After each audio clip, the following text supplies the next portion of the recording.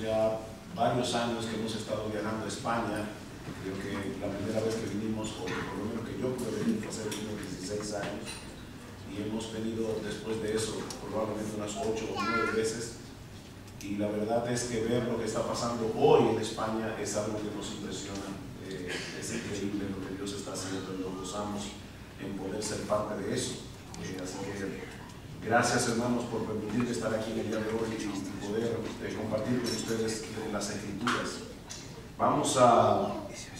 Bueno, antes que nada también quiero traer saludos de parte de nuestra iglesia, Iglesia Bíblica del Señor Jesucristo en Santo Domingo, República Dominicana. Vamos a tener un breve momento de oración una vez más. No es porque desconfíe de la oración de David, es porque no confío en mí. Y quiero de verdad que el Señor pueda hablar a nuestros corazones en este día por medio de su palabra, consolarnos, alentarnos, animarnos y aún que el Espíritu de Dios pueda salvar a algunos a través de la predicación del Evangelio. Vamos a orar. Padre, de nuevo nos acercamos a ti en esta mañana y estamos tan conscientes, oh Señor, de la responsabilidad que tú nos has dado y lo débiles que somos para cumplirla. Por eso venimos a ti, Señor. Queremos que tú vengas con poder, por medio de tu Espíritu, como oraba nuestro hermano hace un momento, y apliques tu palabra en nuestros corazones. Te necesitamos, Señor. El predicador te necesita, los oyentes te necesitan. Danos de tu gracia. Te lo pedimos en Cristo. Amén. Muchas veces nosotros tenemos la capacidad de reaccionar con cierta ecuanimidad cuando nos encontramos en medio de problemas cuya solución parece estar todavía al alcance de nuestras manos. Pero cuando el problema se sale de control, entonces la tendencia de nuestros corazones es a desesperarnos, la tendencia de nuestros corazones es a llenarnos de temor. Si esa es nuestra experiencia, te felicito. Pero yo creo que casi todos podemos decir que hemos estado ahí en un momento u otro. Pero hermanos, la verdadera fe es aquella que nos permite seguir confiando aun cuando enfrentamos problemas que no parecen tener ninguna solución. Cuando definitivamente nos encontramos en un pozo oscuro, en un túnel oscuro, no tenemos idea de cuándo vamos a poder encontrar un pequeño rayo de luz, una enfermedad incurable, un matrimonio destruido, hijos rebeldes que no parecen querer venir al Señor, un problema económico serio, bien serio. Hermanos, nuestro Dios suele usar ese tipo de circunstancias para magnificar su poder y su gracia en una forma extraordinaria, como vamos a ver claramente en la historia que quiero contarles en esta mañana, pero no yo, sino Marcos. Marcos capítulo 5. Los invito por favor a abrir sus Biblias en Marcos capítulo 5. Hay 3 historias allí en este capítulo. En los versículos 1 al 20 nosotros encontramos el encuentro del Señor con un endemoniado en Gadara, un endemoniado gadareno, un hombre que había estado viviendo como un animal salvaje debido a la influencia de espíritus malignos sobre él. Pero en la mañana de hoy no vamos a ver tanto esta historia, sino más bien las 2 restantes, donde Marcos nos habla de una niña moribunda y una mujer con una larga enfermedad. Y lo que tienen en común estas 3 historias, la historia del endemoniado gadareno, que no veremos hoy, la historia de la hija de Jairo y la historia de esta mujer con una larga enfermedad, es que desde una perspectiva humana estos casos eran incurables, eran causas perdidas.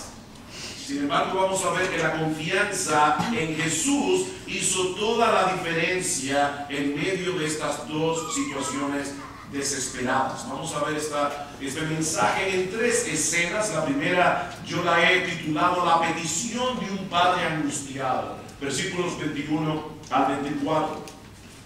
Pasando otra vez Jesús en una barca a la otra orilla, se reunió alrededor de él una gran multitud, y él estaba junto al mar. Y vino uno de los principales de las sinagogas llamado Jairo, y luego que le vio se postró a sus pies y le rogaba mucho diciendo: mi hija está agonizando, ven y pon las manos sobre ella para que sea salva y vivirá. Fue pues con él y le seguía una gran multitud y le apretaban. Si hay algo que la vida nos enseña, es que el dolor y la aflicción son las dos cosas más democráticas del mundo. Las desgracias no respetan al rico o al pobre. La desgracia no respeta al sabio o al necio. Y en este caso Marcos nos dice que tocó a la puerta de un hombre respetable, un hombre próspero llamado Jairo. Marcos nos dice que era uno de los oficiales de la sinagoga. Ese era el lugar donde los judíos se reunían para adorar al Señor cuando estaban lejos del templo en Jerusalén. Cada sinagoga tenía un oficial o tenía un grupo de oficiales que se encargaban de supervisar todo lo concerniente al culto de adoración. Así que generalmente ser el principal de una sinagoga era ser una persona elegida por la comunidad cuyo carácter, cuyo liderazgo y sobre todo su devoción religiosa era reconocida por todo el pueblo. Así que Jairo tenía una posición muy visible, una posición muy respetable en la ciudad de Capernaum, que es donde se desarrolla esta historia, y seguramente Jairo estaba conectado con los líderes religiosos de Israel, que ya en este punto del ministerio del Señor estaban manifestando una fuerte animadversión en contra del Señor Jesucristo. Sin embargo, aquí encontramos a este hombre respetable, a este hombre reconocido por todo el pueblo, postrado de rodillas ante el Señor, rogándole humildemente que venga a su casa, porque su hijita, como dice el texto, literalmente estaba a punto de morir. Marcos dice más adelante en el versículo 42 que la niña tenía 12 años de edad. Y recuerden ese dato: la niña tenía 12 años de edad, era una preadolescente. Y Lucas nos dice que era hija única. Sin embargo, Jairo parecía tener la certeza de que Jesús era capaz de sanarla. Recuerden, mis hermanos, que fue precisamente en la sinagoga de Capernaum donde el Señor en Marcos capítulo 1, versículo 21 al 28 sanó a un hombre endemoniado. Si Jairo era el principal de la sinagoga, muy probablemente Jairo había visto el poder de Cristo en acción. Aparte de que vemos claramente en los evangelios, sobre todo en el evangelio de Marcos, que en Capernaum fue una de aquellas ciudades donde Jesús llevó a cabo la mayoría de sus milagros. Así que Jairo tenía la confianza de que Cristo tenía el poder necesario para sanar a su hija, y es por eso que no le importó suplicarle al Señor de rodillas delante de todo el mundo que sanara a la niña. Hermanos, piensen en esto. Eso era muy arriesgado para este hombre, por la posición social, por la posición religiosa que él ocupaba. Pero él amaba más a su hija que su reputación. Y él sabía que su niña estaba a punto de morir, a menos que Jesús decidiera hacer algo. En otras palabras, su corazón de padre no le permitía estar atento a ninguna otra cosa que no fuera a ese último rayo de esperanza en la persona de Jesús. Y yo estoy seguro que todos los padres que están aquí pueden entender perfectamente el corazón de Jairo en esta situación. Hace muchos años, cuando nuestra hija del medio, llamada Stephanie, tenía 9 años de edad, ella fue atropellada por un carrito de golf en un centro vacacional, y el motor mecánico, el motor que no es de gasolina, es eléctrico, quedó en sus muslos y le causó quemadura de 3er grado. Fue algo muy difícil para nuestra familia, hubo que hacerle injerto de piel y todo lo demás. Y si alguna vez han tratado con una persona quemada, es algo bien doloroso. Yo recuerdo hablando con el doctor y le decía: mire doctor, si yo pudiera tomarme una pastilla para hacer que el dolor de mi hija se traspasara a mi cuerpo, yo no lo pensaría 2 veces. Yo me tomaría la pastilla. Hermano, los padres somos capaces de hacer cualquier cosa por causa de nuestros hijos, sobre todo cuando están en una situación desesperada. Y Jairo sabía que él no tenía mucho tiempo para estarse preocupando por guardar el protocolo de una persona de su rango. Él iba a hacer todo lo que estuviera a su alcance para salvar la vida de su hija, aunque eso le costara perder por completo su prestigio social, aunque eso le costara perder su prestigio religioso como principal de la sinagoga. Pero entonces ocurre algo inesperado. En los versículos 25 y 34 nosotros encontramos una escena que Marcos introduce en el Evangelio y que pone a prueba la fe que Jairo había demostrado tener hasta ese momento en la persona de Jesús. Y yo he titulado esta segunda escena una dilación incomprensible, versículo 25. Pero una mujer que desde hacía 12 años padecía de flujo de sangre y había sufrido mucho de muchos médicos y gastado todo lo que tenía y nada le había aprovechado, antes le iba peor. Parece que la cosa no ha cambiado, por eso va al médico y se pone peor la cosa. Cuando yo hablar de Jesús, vino por detrás entre la multitud y tocó su manto, porque decía: si tan solo tocare su manto, seré salva. Mis hermanos, qué extraña y qué misteriosa es muchas veces la providencia de nuestro Dios. ¿Cuántos años tenía la hija de Jairo? Tenía 12 años. ¿Cuántos años tenía esa mujer padeciendo de esta enfermedad? 12 años. De manera que muy probablemente en el mismo año que nació la hija de Jairo, en ese mismo año esta mujer enfermó. Y sus historias se fueron desarrollando separadas la una de la otra, hasta que de repente las dos se juntan en la persona de nuestro Señor Jesucristo, y por el Evangelio de Marcos quedaron unidas para siempre. Esta mujer no solo tenía un serio problema de salud, ella tenía un serio problema religioso y un serio problema social.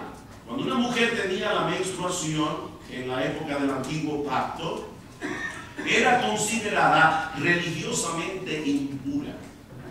De manera que por 7 días, según la ley del Antiguo Testamento, ella no podía participar de las reuniones de adoración en la sinagoga, ella no podía acudir al templo, todo el que la tocara quedaba impuro también. Imagínense, ella no podía abrazar a sus hijos si los tenía, su esposo no podía tocarla por 7 días, y esta mujer tenía así 12 años. 12 años, mis hermanos, padeciendo de esta terrible enfermedad. Así que aparte de la debilidad que ese sangrado tiene que haberle causado, muy probablemente esta mujer con toda probabilidad había tenido que sufrir la vergüenza, había tenido que sufrir la soledad, había tenido que sufrir la incomprensión de la gente, que tal vez pensaban que ella estaba bajo algún tipo de maldición de parte de Dios por algún pecado oculto que ella había cometido. Mis hermanos, todos esos elementos se juntan en el corazón, se aparecen en el corazón cuando uno está en una situación como la de esta mujer. Y para colmo de males, ella había gastado todos sus recursos, dice Marcos, yendo de un médico a otro, probando toda clase de remedios. Yo me imagino la cantidad de cosas que esa mujer tiene que haber resultado en 12 años para resolver este problema, y nada daba resultado. Yo no sé cuántos de ustedes han tenido una larga enfermedad, pero a veces uno oye de un médico que es muy bueno y uno va con mucha esperanza. Él ha sanado a todo el mundo, pero cuando tú vas, no puedes sanar a ti. Uno comienza a perder poco a poco la esperanza de que algún día yo voy a salir de esta situación. Esta mujer estaba realmente desesperada. Ella ya no tenía esperanza alguna de encontrarle solución a su problema. Ya no había esperanza desde el punto de vista humano, hasta que se entera de que Jesús había vuelto a la ciudad de Capernaum. Y al igual que Jairo, ella decide poner a un lado todos los convencionalismos sociales. Ella decide mezclarse entre la multitud para llegar hasta Cristo, porque pensaba que si tan solo tocaba el borde de su manto, ella sería sana. Y noten lo que pasó, versículo 29. Y enseguida, esa es una frase favorita del Evangelio de Marcos, aparece como 42 veces en el Evangelio. Y enseguida la fuente de su sangre se secó, y sintió en el cuerpo que estaba sana de aquel azote. Luego Jesús, conociendo en sí mismo el poder que había salido de él, volviéndose a la multitud, dijo: ¿quién ha tocado mi vestido? Sus discípulos le dijeron: ¿ves que la multitud te aprieta y dices quién me ha tocado? Pero él miraba alrededor para ver quién había hecho. Mis hermanos, esto es impresionante. Tan pronto esta mujer tocó el borde del manto de Jesucristo, ella sintió que la hemorragia se había detenido. Inmediatamente. Lo que los médicos no habían podido hacer en 12 años, Jesús lo hizo en un segundo. En un segundo. Y gratis. Sin que le costara un centavo. Ahora, esta mujer sabía que lo que ella acababa de hacer podía meterla en graves problemas, porque muchos veían a Jesús ya como un rabino, y que una mujer de la condición en la que ella se encontraba tocara a un rabino en su cuerpo o en su ropa, eso era prohibido, eso era algo que podía meterla en graves problemas. Así que esta mujer tan pronto toca a Jesús, ella trata de pasar desapercibida y salir de ese lugar lo más rápido posible. Pero entonces Jesús hace algo bien extraño, porque no olviden, mis hermanos, que Cristo está yéndose a la casa de Jairo a sanar a su hija que está a punto de morir. Si había algo obvio en ese momento, es que no había mucho tiempo que perder. Sin embargo, Jesús parece no tener prisa. Él se detiene en medio de cientos de personas tratando de llegar hasta él. Jesús se detiene y pregunta como si nada: ¿quién me ha tocado? ¿Quién me ha tocado? Esa pregunta no parece tener mucho sentido. Y de hecho los apóstoles parece que se molestan con el tema. Pero él sabe que ella sabe lo que él está preparando. Mis hermanos, Jesús había decidido sacar a la luz lo que esta mujer quería mantener en secreto. Vean el versículo 33. Entonces la mujer, temiendo y temblando, sabiendo lo que en ella había sido hecho, vino y se postró delante de él y le dijo toda la verdad. Y él le dijo: hija, tu fe te ha hecho salva, ve en paz y queda sana de tu azote.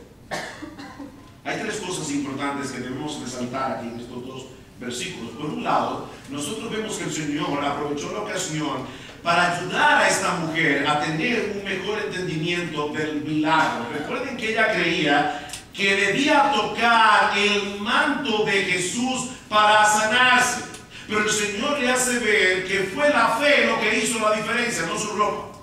Fue la fe. La ropa de Jesús no tenía ningún poder. De hecho, ni siquiera la fe tiene ningún poder. La fe no tiene poder para hacer absolutamente nada. En ese sentido, muchas veces nosotros decimos: bueno, la fe salva, y en cierto modo se puede entender lo que implica cuando una persona dice que la fe salva, pero teológicamente hablando no es la fe la que salva, es Jesús el que salva por medio de la fe. Así que ni la ropa de Jesús tenía ningún poder, ni la fe de ella tampoco. Nuestra fe no tiene poder, Dios tiene poder. Cristo tiene poder. Es Cristo el que obra a nuestro favor por medio de la fe. Como dice un comentarista, esta mujer tenía una teología débil y una fe fuerte. Pero Jesús aprovecha la oportunidad para exaltar su fe y para corregir su teología. Así que le dice: hija, tu fe, no mi ropa. Tu fe, por medio de tu fe has sido salva. Pero por otra parte, al hacer esta declaración en público, el Señor estaba haciéndole saber a todo el mundo que en ese instante esta mujer había quedado ceremonialmente limpia. Cristo estaba haciendo una declaración pública. Por primera vez en 12 años, esta mujer comenzaría a vivir una vida normal.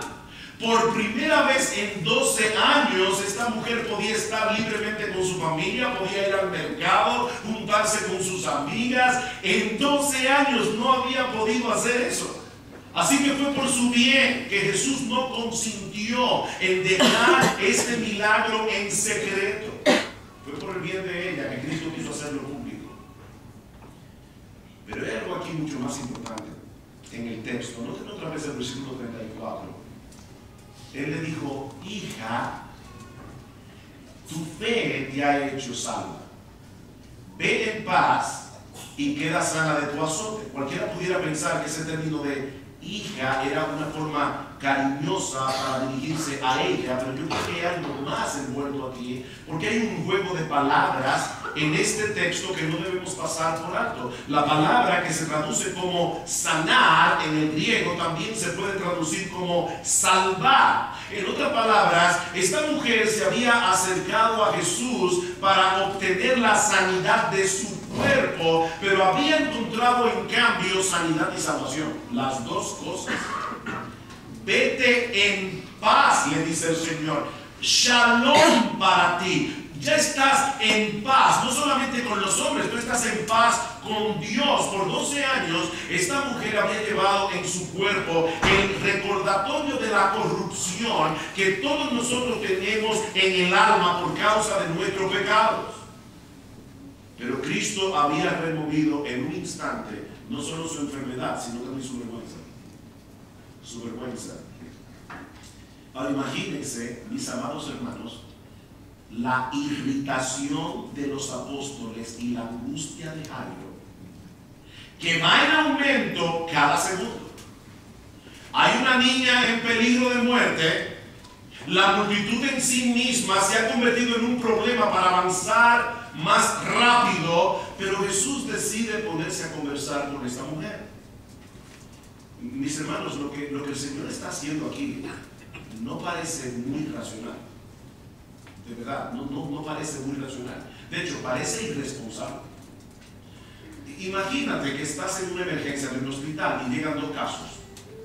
Una mujer enferma, tal vez con una enfermedad incómoda, y una niña que está a punto de morir. Y hay un solo médico de turno. ¿A cuál de los dos debe atender el médico primero? ¿A la mujer con la enfermedad o a la niña que se está muriendo? Evidentemente a la niña que se está muriendo. De hecho, si este médico decide atender primero a la mujer y en medio de ese proceso deja morir a la niña, él es hasta plausible de ser demandado. Pero eso es exactamente lo que el Señor está haciendo aquí. Esta mujer llevaba 12 años enferma, ella podía esperar un poco más. 12 años, la hija de Jairo se está muriendo. Mis hermanos, cualquiera pudiera pensar que el Señor está actuando aquí como un médico prudente. Y por supuesto, ocurre todo lo que todos temían. Durante el tiempo que Jesús estaba afirmando quién fue que le tocó y conversando con esta mujer, la niña muere. Y eso nos lleva a nuestra tercera escena, que no he titulado El poder, la compasión y la ternura de Jesús cuando todo parece perdido. Versículo 35. Mientras él aún hablaba, vinieron de casa del principal de la sinagoga diciendo: tu hija ha muerto. ¿Para qué molestas más a Dios? Hermano, traten de usar la imaginación al leer un pasaje como este. Métanse en la piel de Jairo. Métanse en la piel de este hombre. Esto tiene que haber sido un golpe muy duro para Jairo. Unos minutos antes había algo de esperanza, pero ahora todo está perdido. Ya se terminó toda esperanza. ¿Por qué tuvo que interponerse esta mujer en el camino? Pensaba Jairo probablemente. Ella llevaba 12 años enferma, no pudo haber esperado un poco más. y darle el chance a una niña que tenía toda su vida por delante. Pero entonces Jesús interviene para poner su mente en perspectiva. Versículo 36. Jesús sabía lo que estaba pensando Jairo. Luego que oyó lo que se decía, dijo al principal de la sinagoga: no temas, cree solamente. Qué poderoso. No temas, cree solamente. Mis hermanos, todos nosotros necesitamos que el Señor nos ayude a pensar correctamente. Jairo debía recordar en ese momento que no importa cuán terrible pueda ser una situación, nuestro Dios siempre será confiable. No importa lo que esté pasando, no importa la circunstancia, no importa que se ponga peor, nuestro Dios siempre será confiable.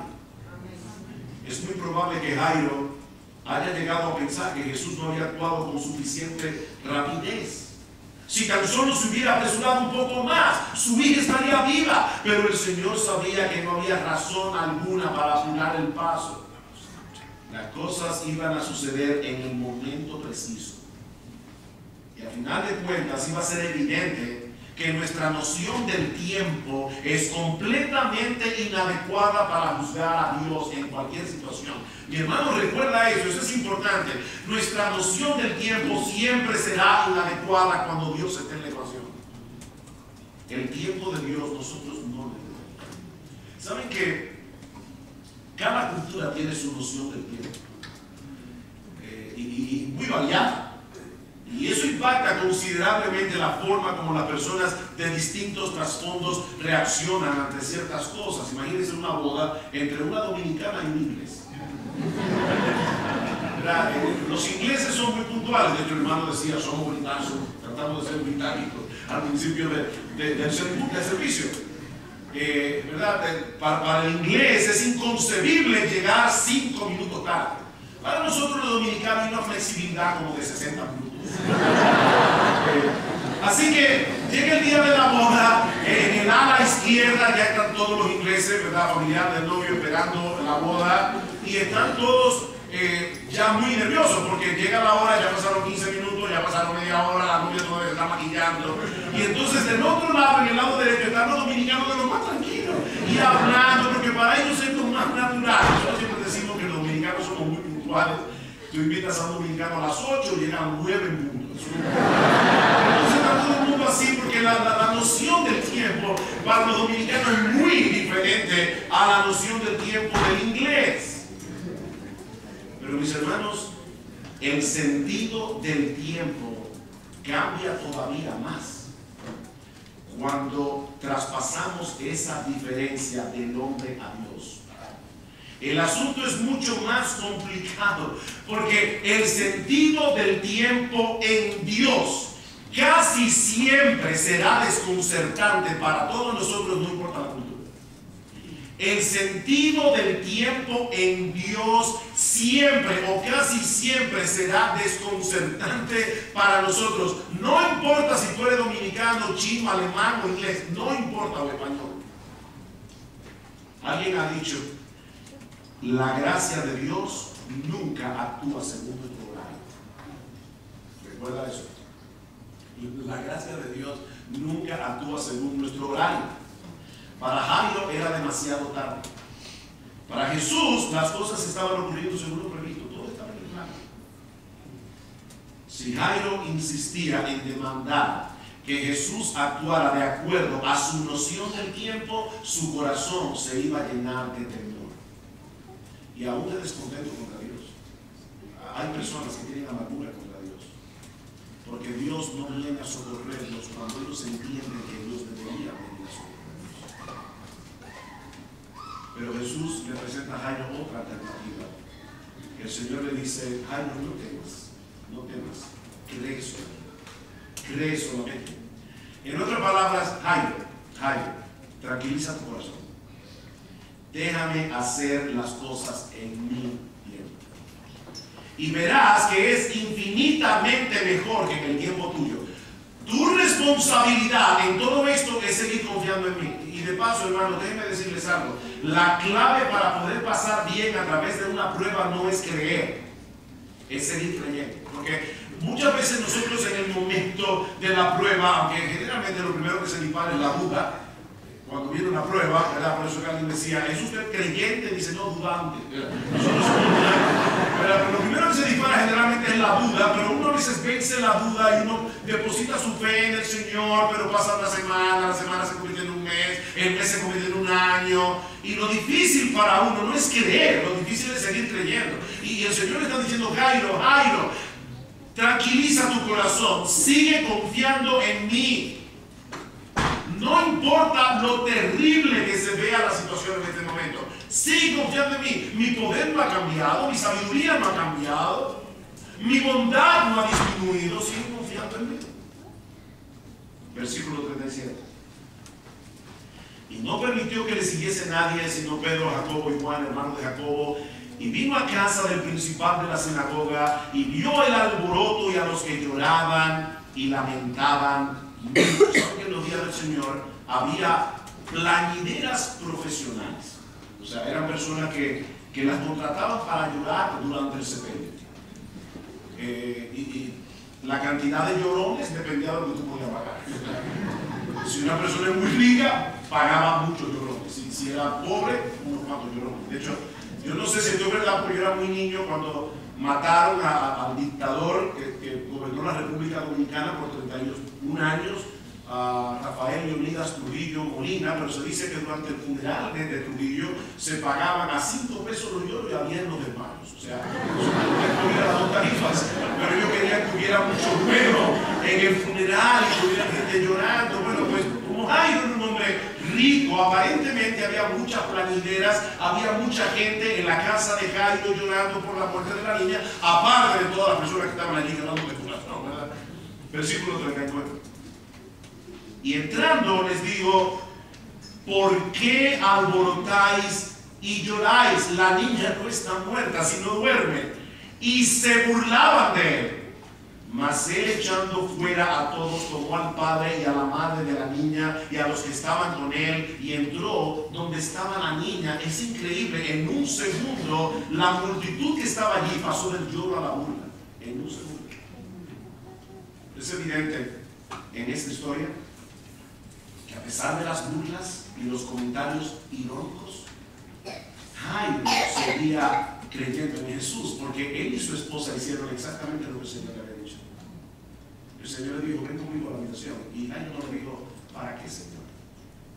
Ya no vale la pena, ya está. No, él hizo lo que Jesús le pidió que hiciera, y entraron a la habitación donde estaba la niña, y de verdad, hermanos, lo que ocurre allí es tan extraordinario, porque es una mezcla de poder, pero al mismo tiempo con compasión y ternura. Versículo 41. Y tomando la mano de la niña le dijo, Talita Cumi, que traducido es, niña, a ti te digo, levántate. Y de nuevo tenemos que entender este pasaje en el contexto de la ley ceremonial del Antiguo Testamento, porque el hecho de tocar el cuerpo de un muerto dejaba a la persona que la tocaba en un estado de impureza ceremonial. Pero Jesús pasa por alto este detalle religioso, toma a la niña de la mano. Marcos es muy detallista en sus historias. Dice que Jesús tomó a la niña de la mano y le dice en arameo, Talita cum. La palabra talita es un diminutivo cariñoso que se usaba para mostrar un gran afecto. La segunda palabra es cum, que significa levantarse, como se despierta del sueño. De modo que lo que Jesús está haciendo aquí es muy similar a lo que hace cualquier padre un día en la mañana y se acerca a la cama de su niña y la toca y le dice, cariño, tesoro, es hora de ir a la escuela, levántate. Eso es lo que Jesús está haciendo aquí. Pero la palabra de Jesús es tan poderosa que cuando Él habla, los muertos no solamente pueden escucharlo, los muertos vuelven a la vida. Versículo 42. Y luego la niña se levantó y andaba, pues tenía 12 años, y se espantaron grandemente. Y aquí otro detalle de Marcos, pero Él les mandó mucho que nadie lo supiese, y dijo que se le diera de comer. No hay ningún detalle tan insignificante que parezca que Jesús pasara por alto. es muy probable que esta niña haya estado inapetente durante todo el tiempo que estuvo enferma. Todos los padres sabemos, ¿verdad? Cuando los niños no juegan ni comen, hay algo mal. Cuando no juegan ni comen ni hablan. Generalmente cuando un niño tiene esos 3 síntomas hay un problema. Esta niña tenía tiempo ya enferma, así que probablemente estuvo inapetente, pero el Señor acaba de restaurarla al estado en que ella estaba antes de enfermar. Así que ella había vuelto inmediatamente a tener toda su energía. Dice que ella andaba y ahora ella necesitaba comer como comen los adolescentes saludables. Así que el milagro de restauración había sido completo, total, absoluto. Las cosas salieron exactamente como Jesús quería que salieran. Ahora, mis hermanos, esa historia está ahí, no simplemente para entender. Marcos fue inspirado por el Espíritu Santo a colocar estas historias una detrás de la otra para enseñarnos algo. ¿Qué aprendemos de estas dos historias? Pero por un lado, que nuestro Dios no solo sabe qué hacer en situaciones desesperadas, sino también cuándo hacerlo y cómo hacerlo. Nuestro Dios sabe cuándo hacerlo y cómo hacerlo. Tanto Jairo como los discípulos pudieron haber pensado que Jesús estaba siendo negligente, pero esa supuesta tardanza era parte de su amor para con él, porque a final de cuentas Jesús le dio a Jairo mucho más de lo que le había pedido. Piensen en esto. ¿Qué fue lo que Jairo le pidió a Jesús? Que sanara a su hija. Pero Jesús la resucitó. Él le dio más de lo que le pidió. El milagro fue más extraordinario, el milagro fue más increíble. Y lo hizo para revelársele a Jairo más ampliamente y para fortalecer su fe. Yo voy a dejar que las cosas se pongan peor. Eso es como cuando Lázaro enferma y Marta y María le envían una notica al Señor y le dicen: Señor, aquel a quien tú amas está enfermo. ¿Y qué dice el Señor? Bueno, vamos a esperar que se muera. Y se queda tranquilo a esperar que el problema se ponga peor. Y dice: esta enfermedad me para muerte, para la gloria de Dios. Hermanos, hay muchas veces en que Dios actúa de esa manera.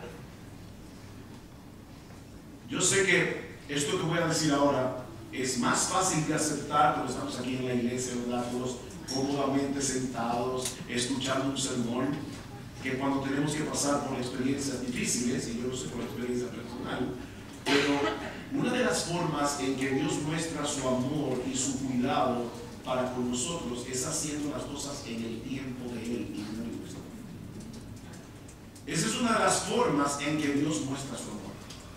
No haciendo las cosas cuando nosotros queremos, sino en el tiempo suyo. No es por negligencia, mis hermanos, es por amor que Él no se apresura cuando nosotros queremos que Él vaya más rápido. Y no es por las circunstancias que nosotros nos abatimos y desesperamos en medio de nuestras pruebas, porque a veces decimos: claro, como tú quieres que yo esté, si este problema se está poniendo cada vez peor, yo le he orado a Dios y Él no me responde. No, mi hermano, no quiero ser desagradable contigo, tal vez tú estás sufriendo en esta mañana, yo no quiero echarle vinagre a tu herida, pero la razón por la que tú estás tan desesperado o tan desesperada no es por las circunstancias, no es porque el problema se ha alargado, es por tu falta de fe. Es por tu falta de fe. Esa es la enseñanza de este pasaje, es nuestra falta de fe. No temas, cree solamente.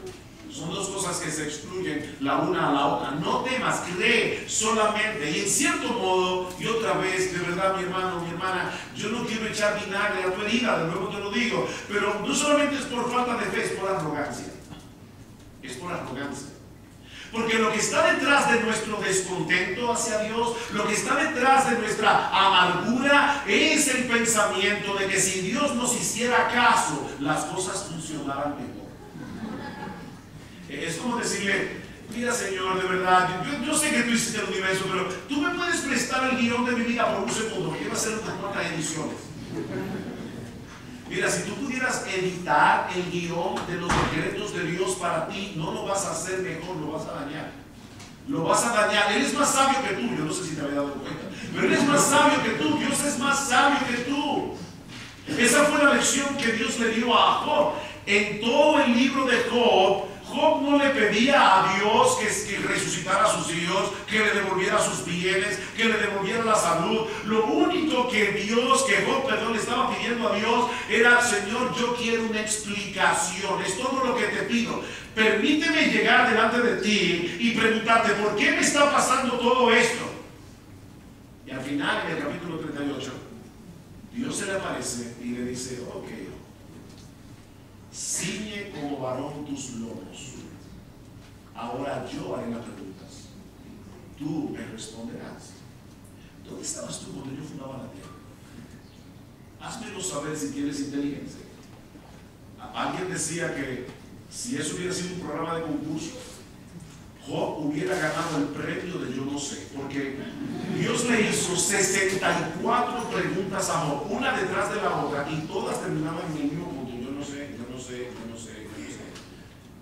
Dios no le respondió a Job ninguna de sus preguntas. Más bien le dijo: Job, ¿de verdad tú no puedes confiar en mí a menos que yo te explique lo que estoy haciendo? Tú puedes confiar en mí, yo no tengo que darte explicaciones. Y de verdad, yo no creo que Dios se haya acercado a Job diciendo: pero ven acá, ¿quién eres tú? No tienes esa actitud. Es con ternura, es una ternura firme, pero es con ternura. Dios está tratando con nuestras almas y diciendo: hijo mío, ¿de verdad tú no puedes confiar en mí a menos que yo te explique todo el plan?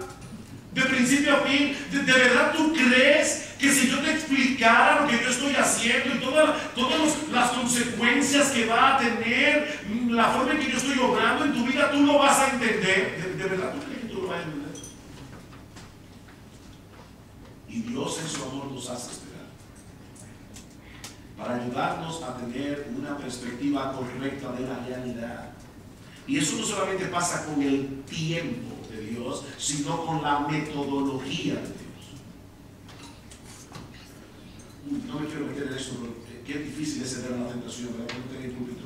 Pero en estos días he estado leyendo mucho acerca de la teología de la cruz de Lutero. Y una de las cosas de la que no se habla mucho en el tiempo de la Reforma, pero una de las cosas que Lutero decía es que Dios obra siempre de forma paradójica. La lógica de Dios es lógica. Dios no es ilógico.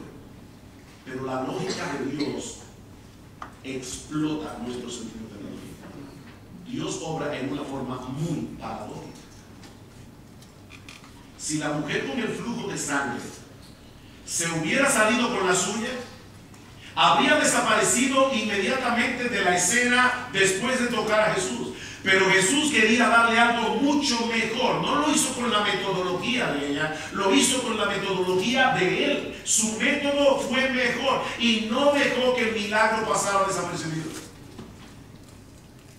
Mis hermanos, confiar en Dios es aceptar con gozo que Él tiene el control y que su forma de hacer las cosas es infinitamente superior a la nuestra. Muchas veces las cosas no van a salir como nosotros queremos. De hecho, para ser más precisos, la mayoría de las veces, casi todas las veces, las cosas no van a salir como nosotros queremos. Pero Él en su sabiduría siempre hará lo que es mejor para su gloria y para el bien de su pueblo. El apóstol Pablo le había orado al Señor que lo dejara ir a Roma. Lo dice en el capítulo 1 de la carta a los romanos: yo le he orado al Señor que me permita ir a vosotros una y otra vez, pero siempre algo se interpone. Siempre algo se interpone. Pablo oraba, qué cosa más noble, ¿verdad? Querer ir a Roma para predicar el Evangelio, y siempre había un problema. Al final, ¿qué pasó? Que Dios le respondió a Pablo la oración, pero en su tiempo y con su metodología. Pablo llegó a Roma, no una, dos veces, preso. Yo no creo que Pablo pensaba que iba a ser de esa manera. Ahora, noten algo: las dos veces que Pablo llegó a Roma por estar preso fue gratis. Y no solamente fue gratis, fue custodiado por un grupo de soldados que lo defendieron en varias ocasiones. Así que la metodología de Dios siempre es mejor. No es como el Pablo pensaba, no es como tú y yo pensamos, es como Dios piensa, pero su tiempo es mejor que el tuyo, su método es mejor que el tuyo y el mío. Romanos capítulo 8, versículos 31 al 32, que dice el apóstol Pablo allí. Y ese es un texto que debemos tener en mente. Dice, si a los que antes conoció, versículo 29, también lo predestinó para que fuesen hechos conformes a la imagen de su Hijo, para que Él sea el primogénito entre muchos hermanos. Y a los que predestinó, a estos también llamó, y a los que llamó, a estos también justificó, y a los que justificó, a estos también glorificó. ¿Qué pues diremos a esto? Que si Dios es por nosotros, ¿quién contra nosotros? El que no escatimó ni a su propio Hijo, sino que lo entregó por todos nosotros, ¿cómo no nos dará también con Él todas las cosas?